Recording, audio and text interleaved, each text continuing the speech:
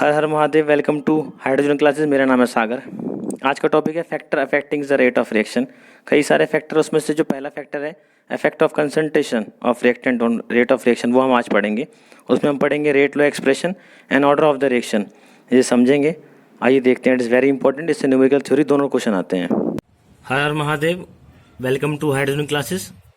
आज का टॉपिक है factors affecting the rate of reaction. इससे पहले वीडियो में मैंने टॉपिक लिया था रेट ऑफ रिएक्शन, जिसमें मैंने पढ़ाया था average rate and instantaneous rate. तो देखो, जो कई सारे फैक्टर मतलब होता है कारक, कई सारे कारक हैं जिन पे रेट ऑफ रिएक्शन डिपेंड करता है। जैसे कंसंट्रेशन ऑफ रिएक्टेंट, टेम्परेचर है, presence and absence of catalyst, और सरफेस एरिया ऑफ रिएक्टेंट भी डिपेंड करता है। लेकिन वो सब मैं नहीं लेने जा रहा हूँ यहाँ पे। मैं क्यों लेने जा रहा हूँ? क्योंकि है भी नहीं कोर्स में। तो जो यहाँ लिखे हुए पॉइंट यही है, वन बाय वन इन्हें पढ़ेंगे। तो पहले पढ़ते हैं कंसंट्रेशन ऑफ रिएक्टेंट। रिएक्टेंट की कंसंट्रेशन से रिएक्शन के रेट पे यानी स्पीड पे किस तरह से फ़र्क पड़ता है। तो देखो, पहली बात मैं आपको बता दूं, when a rate of reaction is expressed in terms of molar concentration of reactants, it is known as the rate law, rate equation और रेट एक्सप्रेशन। तो जब किसी रिएक्शन के रेट को एक्सप्रेस किया जाता है यानी जाहिर किया जाता है रिएक्टेंट्स की मोलर कंसंट्रेशन की टर्म्स में, उससे प्रोडक्ट को नहीं लिखा जाता, खाली रिएक्टेंट को लिखा जाता है। और रिएक्टेंट भी किस में लिया जाता है? कंसंट्रेशन यानी मोल पर लीटर, मोलर कंसंट्रेशन में लिया जाता है। उसे ही रेट लॉ, रेट इक्वेशन और रेट एक्सप्रेशन कहते हैं। यानी फैक्टर्स कई सारे हैं जिन पर रेट ऑफ रिएक्शन डिपेंड करता है। हम पहला फैक्टर पढ़ेंगे कंसंट्रेशन का जो इफेक्ट पड़ता है, effect of concentration of reactant. तो मैंने बताया rate law, rate equation, rate expression क्या है। जब रिएक्शन के रेट को concentration, molar concentration of reactant terms में एक्सप्रेस करते हैं। आइए देखते हैं कैसे। मान लो, कंसीडर करो एक जनरल रिएक्शन है, a small a capital A plus small b capital B give small c capital C plus small d capital D. जो small a b c d है वो है stoichiometric coefficient of reactants and products, यानी reactant और product के कितने moles लगे वो हमारा small a b c d बता रहा है। कैपिटल ए कैपिटल बी क्या है? रिएक्टेंट है। और कैपिटल सी कैपिटल डी क्या है? प्रोडक्ट है। तो मैंने बताया एक जनरल रिएक्शन मैंने यहाँ पे ली, इसमें ए बी रिएक्ट करके सी प्लस डी दे रहा है। तो इसका रेट एक्सप्रेशन कैसे लिखा जाएगा? The rate expression for this reaction will B, कैसे लिखा जाएगा? रेट इज प्रोपोर्शनल टू ए की पावर एक्स एंड बी की पावर वाई। रिएक्टेंट क्या था? ए और बी था। तो रेट में क्या, रेट किसके प्रोपोर्शनल होगा? ए और बी के। जितनी ज़्यादा आप ए और बी की मात्रा लोगे, अरे वैसे भी सोच लो, मान लो आपने एक रूम में 10-10 मॉलिक्यूल रखे हैं ए बी के, तो वो कोलाइड करेंगे तो कुछ प्रोडक्ट देंगे हमारा। अगर मैं हज़ार मॉलिक्यूल ले लूँ तो कोलिजन ज़्यादा होगा उनके बीच में, संख्या बढ़ गई, अब टकराने की प्रोबेबिलिटी बढ़ जाएगी, तो रिएक्शन की स्पीड बढ़ जाएगी। तो संख्या बढ़ाने से, रिएक्टेंट के मॉलिक्यूल्स की संख्या बढ़ाने से उसकी स्पीड बढ़ जाएगी, यानी गति बढ़ जाएगी रिएक्शन की। सीधी सी बात है, कोलिजन बढ़ जाएगा क्योंकि उनके टकराने की संभावनाएं बढ़ जाती हैं। तो देखो, रेट इज प्रोपोर्शनल टू ए की पावर एक्स एंड बी की पावर वाई। एक्स और वाई क्या होता है अभी चर्चा करूंगा बाद में मैं। लेकिन ए क्या था? रिएक्टेंट, बी क्या था? Reactant. Where X and Y may or not be equal to stoichiometric coefficient a और बी। ये जो एक्स और वाई है, ये ए की, स्मॉल ए के बराबर हो भी सकता है और स्मॉल बी के बराबर नहीं भी हो सकता। यानी जो एक्स है वो ए के बराबर हो भी सकता है और नहीं भी।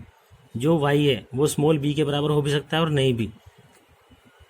ठीक है, तो मैं कह सकता हूँ कि rate equals to k A की पावर एक्स एंड बी की पावर वाई, और रेट को क्या ले सकते हैं? Minus d r by d t, instantaneous rate, equals to k A की पावर एक्स एंड बी की पावर वाई। एग्जाम्पल ले लो, मैंने कहा N2 + 3H2 give twice of ammonia. तो रेट में रिएक्टेंट आता है खाली, तो रेट बराबर के हो जाएगा, रेट इक्वल्स टू के, है ना, रेट इक्वल्स टू के N2 की पावर एक्स एंड H2 की पावर वाई। यहाँ पे X1 हो भी सकता है, देखो यहाँ नाइट्रोजन के मोल्स 1 थे, तो X1 हो भी सकता है और नहीं भी, यानी 0.1 नहीं हो सकता, 0.1, 0.2, 0.3, 4, 5 कुछ भी हो सकता है।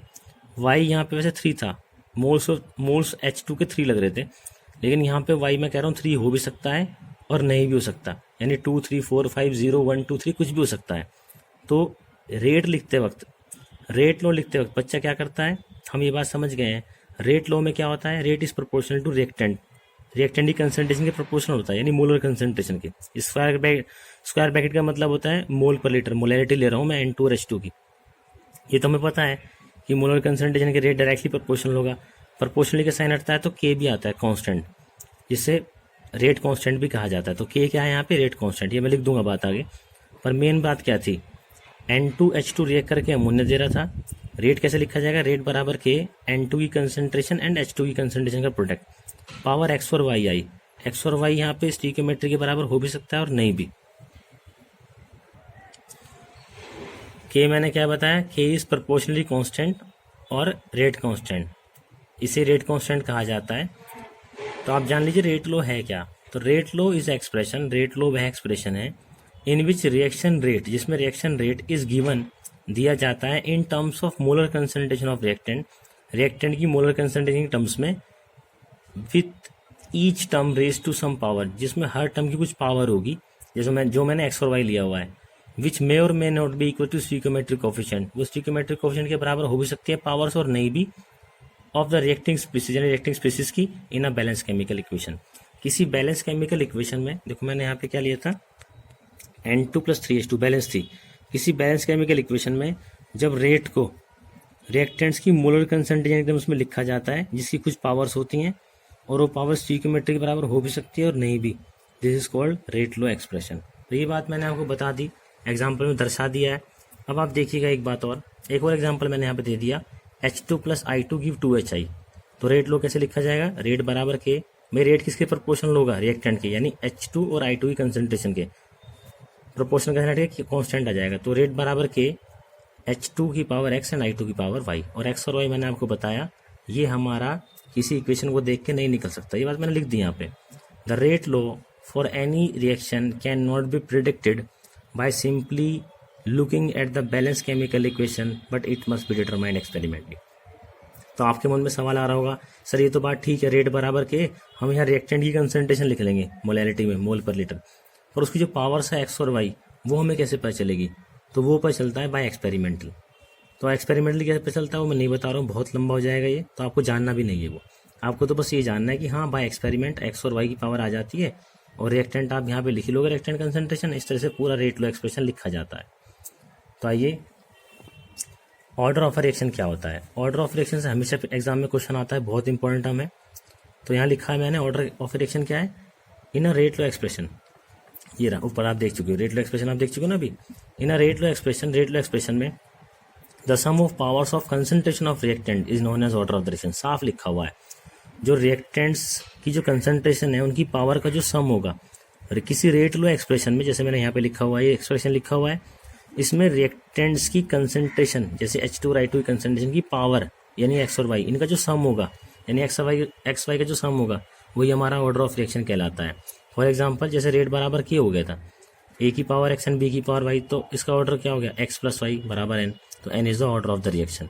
एग्जांपल ले लो, मैंने लिखा है रेट बराबर k, मान लो N2 की पावर 1 है और H2 की पावर भी 1 है, तो ऑर्डर क्या हो जाएगा 1 + 1 यानी 2, the order of reaction will be second, यानी it will be a second order reaction. तो अगर रेट लो एक्सप्रेशन आपको गिवन हो, आपको रेट लो एक्सप्रेशन दे दें, तो रिएक्टेंट्स की पावर को जब आप सम कर दोगे तो ऑर्डर निकल के आ जाएगा। और रेट लो एक्सप्रेशन कैसे लिखते हैं, rate is equals to k concentration of molar concentration of reactants which have some power, और पावर आपको एग्जाम में अगर लिखने के लिए देंगे तो पक्का वो देगा। जैसा कि मैंने बताया, जो रेट लो में पावर है वो एक्सपेरिमेंट से आती हैं और पावर को सम करने से ऑर्डर आता है, तो ऑर्डर भी एक्सपेरिमेंटल हुआ, बिना एक्सपेरिमेंट करे ऑर्डर निकलने वाला नहीं है।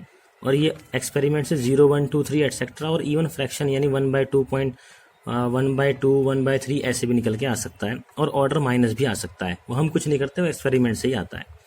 कैसे निकाला जाता है बस वो बात मैं यहाँ नहीं बता रहा हूँ, वो कोचिंग में बताएंगे जब आप पढ़ोगे। तो देखो यूनिट्स ऑफ रेट कांस्टेंट, अब रेट कांस्टेंट जो के हमने निकाला था उसकी यूनिट्स क्या होंगी for different order, different orders के लिए के की यूनिट क्या होंगी। देखो आर से पी जा रहा है, मतलब रिएक्टेंट से प्रोडक्ट बन रहा है, तो रेट क्या हो जाएगा इसका, रेट बराबर के आर की पावर एन, रिएक्टेंट लिखा जाता है, पावर मैंने एन मान ली, एन क्या है ऑर्डर। यहाँ पे एक ही रिएक्टेंट था, अगर बहुत सारे रिएक्टेंट होते तो उनकी पावर का सम करते, एक ही रिएक्टेंट था तो वही ऑर्डर हो जाएगा, उसकी पावर ही ऑर्डर हो जाएगा। तो रेट के क्या हो जाएगा, रेट बाय आर की पावर एन, रेट इसे लिख सकता हूँ मैं, रेट इंटू 1/r की पावर एन, थोड़ा सा लिख सकता हूँ ना मैं। तो सिंस रेट क्या होता है, कंसंट्रेशन बाय टाइम, हमने लास्ट वीडियो में पढ़ा था रेट क्या होता है, change in concentration by change in time. तो रेट क्या है, कंसंट्रेशन बाय टाइम, तो रेट की जगह क्या पुट कर दूंगा, कंसंट्रेशन बाय टाइम। आर क्या था, कंसंट्रेशन की पावर एन, तो कंसंट्रेशन में लेता हूँ मोल पर लीटर में, मैंने पहले बताया रेट लो में हम लेते हैं मोलर कंसंट्रेशन मोल पर लीटर, तो कंसंट्रेशन आ गया मोल पर लीटर, टाइम सेकंड में लेते हैं। तो यहाँ भी आर की भी क्या थी कंसंट्रेशन, रिएक्टेंट की भी कंसंट्रेशन होगी मोल पर लीटर, उसकी यूनिट हो जाएगी। तो कंसंट्रेशन की यूनिट क्या होगी मोल पर लीटर, टाइम की सेकंड, कंसंट्रेशन की मोल पर लीटर की पावर n हो जाएगी। मैं कहता हूँ where n is the order of the reaction, n order है, if we put the value of n we can find the unit of k, rate constant and vice versa. तो यहाँ पे numerical exam पक्का आता है। अगर आप यहाँ n की वैल्यू पुट कर दो, ऑर्डर की वैल्यू 1 2 3, आपसे बोलेगा जीरो ऑर्डर के लिए आप k की यूनिट निकालो, तो n की वैल्यू 0 पुट कर दो तो k की यूनिट आ जाएगी। n की वैल्यू अगर कहता है फर्स्ट ऑर्डर के लिए k की यूनिट निकालो, तो n की वैल्यू 1 पुट कर दो, यूनिट आ जाएगी। मैंने करके दिखाया हुआ है। फॉर n बराबर 0, अगर n 0 होगा तो किसी की पावर 0 पूरा 1 हो जाता है, तो 1 हो गया। तो k क्या बन गया मोल पर लीटर पर सेकंड, तो k आ गया मोल पर लीटर पर सेकंड। ऐसे ही आप क्या कर सकते हो, डिफरेंट n की वैल्यू पुट करके, जैसे एक बार 0 कर लिया, एक बार 1, एक बार 2, k की डिफरेंट यूनिट निकाल सकते हो। यानी एक बार एक न्यूमेरिकल में दिया हुआ था k बराबर 42 सेकंड इनवर्स, तो बच्चे को समझ जाना चाहिए था 42 सेकंड इनवर्स तो फर्स्ट ऑर्डर रिएक्शन की होती है, यानी रिएक्शन कैसी होगी वो फर्स्ट ऑर्डर। k की यूनिट देख के कौन से ऑर्डर की रिएक्शन थी ये पता न्यूमेरिकल्स में लगाया जाता है, और ये आपको बहुत ज़्यादा आगे हेल्प करेगा। तो मित्रों आज का टॉपिक हमारा इतना ही था, rate expression and order of the reaction. इसे हम जूम क्लास पे डिस्कस कर लेंगे। कोई डाउट आपको आ रहा होगा तो देखो हवा काफ़ी तेज चल रही है, तो देखो एक क्वेश्चंस मैंने कुछ यहाँ पे दे दिए हैं जो एनसीईआरटी में अक्सर दिए हुए हैं और बोर्ड में आते हैं। Calculate the overall reaction order of reaction which has the rate expression. कह रहा है ओवरऑल ऑर्डर निकालो रिएक्शन का जब रेट कांस्टेंट दिया है आपका। रेट एक्सप्रेशन क्या है, के रेट बराबर के ए की पावर 1/2 बी की पावर 3/2। मैंने बताया रिएक्टेंट्स की पावर का सम, रिएक्टेंट्स की पावर का सम ही ऑर्डर होता है। और दूसरा क्या दिया था, रेट बराबर के ए की पावर 3/2 बी की पावर -1। तो बच्चे ए का जो आंसर बन जाएगा क्या हो जाएगा, ऑर्डर क्या हो जाएगा 1/2 + 3/2 यानी 2 सेकेंड ऑर्डर रिएक्शन। और बी का क्या बन जाएगा 3/2 -1, तो क्या आ गया 1/2 हाफ ऑर्डर रिएक्शन। इस तरह से आप पावर को सम करके, रिएक्टेंट की पावर को सम करके ऑर्डर निकाल सकते हैं। इतने छोटे क्वेश्चन भी आते हैं। यहाँ पे देखो क्या दिया, उल्टा दे दिया। कह रहा है के हमारा 2.3 है इंटू 10 की power 5 litre mole inverse second inverse. तो एन बताओ, कह रहा है ऑर्डर बताओ कौन सा होगा, आइडेंटिफाइड ऑर्डर एन निकालना है। तो मैं जानता हूँ लीटर मोल इनवर्स ये रहा है ना, लीटर ये रहा mole litre inverse second inverse 0 के लिए होगा, और litre mole inverse second inverse होगा सेकंड ऑर्डर के लिए। तो ये वही दिया हुआ है। तो ऐसे निकालने का तरीका मैं आपको बताता हूँ। अगर कोई और के की यूनिट दे देगा तो आप ऑर्डर कैसे एन की वैल्यू कैसे निकालोगे ऑर्डर। तो देखो एक्सप्लेनेशन मैंने यहाँ पे दिया हुआ है। वैसे तो आप जानते हो सेकंड इनवर्स किसकी वैल्यू होती है फर्स्ट ऑर्डर के लिए, पर देखो मैं क्या करूँगा, यहाँ पे के की जगह मैंने क्या पुट कर दी, के की unit litre mole inverse second inverse. Mole पर लीटर था, सेकंड था, और एन की वैल्यू मुझे यहाँ निकालनी है। इस बार मैंने एन पुट नहीं करा, इस बार मैंने के की यूनिट पुट कर दी, एन निकालूंगा। पहले क्या कर रहे थे, एन की वैल्यू पुट करके के की यूनिट निकाल रहे थे। तो यहाँ से मैथमेटिकली सॉल्व करूंगा, मैथमेटिक्स आपकी स्ट्रॉन्ग है ही, तो देखो इस तरह से सॉल्व हो जाएगा। तो एन की वैल्यू यहाँ पे कंपेयर करने पे एन की वैल्यू यहाँ पे बराबर 2 आ जाएगी, एन बराबर 2 हो जाएगा। एक क्वेश्चन देखिए, for a reaction A plus B gives product the rate law is given by r बराबर के ए की पावर 1/2 बी की power 2, what is order of the reaction. तो मैं समझता हूँ पावर को ऐड कर दो, ये 1/2 + 2 हमारा ऑर्डर निकल के आ जाएगा। एनसीईआरटी इंटेक्स का 4.4 क्वेश्चन इज वेरी इंपॉर्टेंट, वो बोर्ड में 36 बार आया है, उसे आप करिएगा।